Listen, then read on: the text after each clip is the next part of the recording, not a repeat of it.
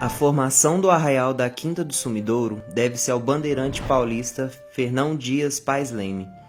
Fixando-se no local por volta de 1675, iniciou o desbravamento das áreas circunvizinhas, incluindo-se entre elas a região Cachoeira Grande, que deu origem ao atual município de Pedro Leopoldo.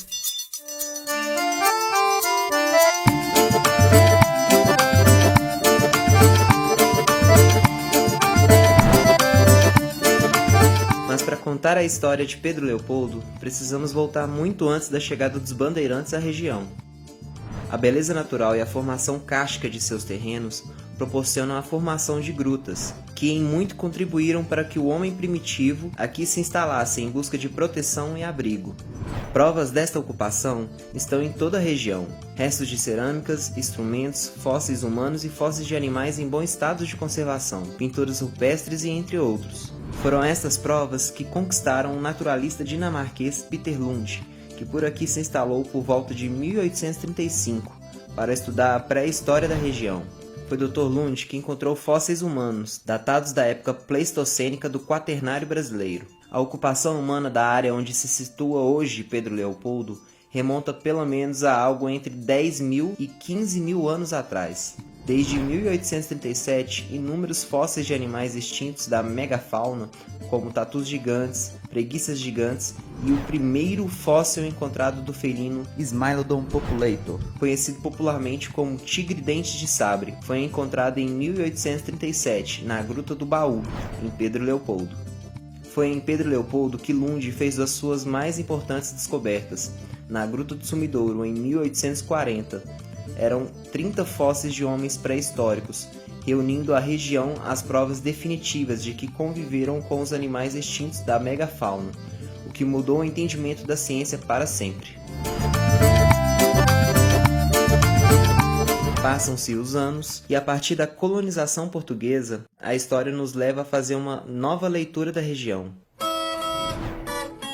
As expedições bandeirantes em direção ao interior do Brasil povoaram até o Alto Rio das Velhas, em pleno território mineiro, de modo que os bandeirantes chegaram aqui no ano de 1673. Na Quinta do Sumidouro, mesmo lugarejo onde Lund irá encontrar vestígios da nossa megafauna, Fernão Dias constrói a sua casa e a capela da Nossa Senhora do Rosário, construções que são datadas do século XVII, lá pelos anos de 1694, assim tornando o lugarejo mais velho que muitas cidades históricas de Minas Gerais. Avançando mais no tempo, foi em 1890 que Antônio Alves Ferreira da Silva, em visita à sua irmã na fazenda Quilombo, acabou conhecendo a Cachoeira Grande, situada hoje onde é a região central de Pedro Leopoldo, assim colocando o arraial na rota da indústria têxtil e modificando sua história para sempre. O potencial hidráulico era promissor, maior do que ele já tinha na Cachoeira dos Macacos, localizado em sua fazenda, onde inclusive ele já tinha uma fábrica instalada. A nova fábrica acabou por atrair diversas famílias que viriam suprir a necessidade de mão de obra. Nessa mesma época, em 1895, também é inaugurada a estação ferroviária da Central do Brasil, que aqui foi denominada de Dr. Pedro Leopoldo, em homenagem ao engenheiro responsável pela construção desse trecho, que havia falecido no ano anterior da sua inauguração. A estrada de ferro, construída, também contribuiu para o desenvolvimento da região, favorecendo a comunicação do arraial com outras localidades, facilitando o transporte de matéria-prima, do produto industrializado e a produção agrícola. Aos poucos, a localidade que antes era conhecida como Cachoeira Grande passou a ser conhecida pelo nome da sua instalação ferroviária, Pedro Leopoldo.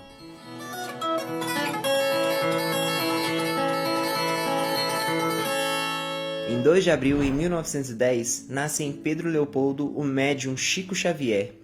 E em 1918, o governo federal instala em Pedro Leopoldo a Fazenda Modelo, como fomento à agropecuária que se formou em torno da cidade. Lá veio a trabalhar por muitos anos o Chico Xavier. Até 1923, Pedro Leopoldo foi elevado à condição de município, o qual foi instalado em 1924 e cuja sede foi elevada à categoria de cidade em 1925. Da década de 50 em diante, instalam-se indústrias cimenteiras na cidade, além de várias mineradoras independentes, transformando o calcário numa das principais fontes de riqueza municipal até os dias de hoje. Francisco de Paula Cândido, ou como ficou mais conhecido, Chico Xavier, cursou apenas o ensino fundamental. Começou a trabalhar muito cedo, inicialmente na fábrica de tecidos. Prestou 25 anos de serviço interrupto na Fazenda Modelo. Aposentou-se em 1991 por invalidez. Catalogados estão mais de 500 livros psicografados pelo maior médium de todos os tempos, sendo que todos os direitos autorais sobre as obras foram cedidos às instituições beneficentes. Chico dedicou-se sua vida aos necessitados e sofredores, consagrando-se como um dos mais importantes religiosos do Brasil e do mundo. Em 1981, foi agraciado com a mais alta comenda do estado de Minas Gerais, a Medalha da Inconfidência. No mesmo ano, seu nome foi indicado ao Prêmio Nobel da Paz, com expressiva votação. Em 1995, a Câmara Municipal de Pedro Leopoldo instituiu a Comenda Chico Xavier. Em 1999, o governo do estado de Minas Gerais criou a Comenda da Paz Chico Xavier.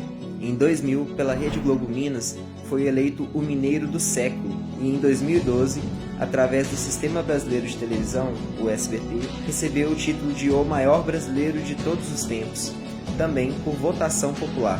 Hoje, a cidade de Pedro Leopoldo é uma cidade que vislumbra seu futuro para a indústria do turismo. Sua grande vocação, tendo em vista todas as maravilhas contidas aqui, seu DNA carrega anos e anos de história, que começaram a ser escritas muito antes do Brasil existir.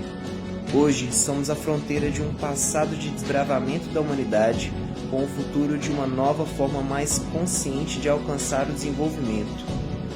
Quem passa por aqui exercita a imaginação e as descobertas de uma viagem no tempo.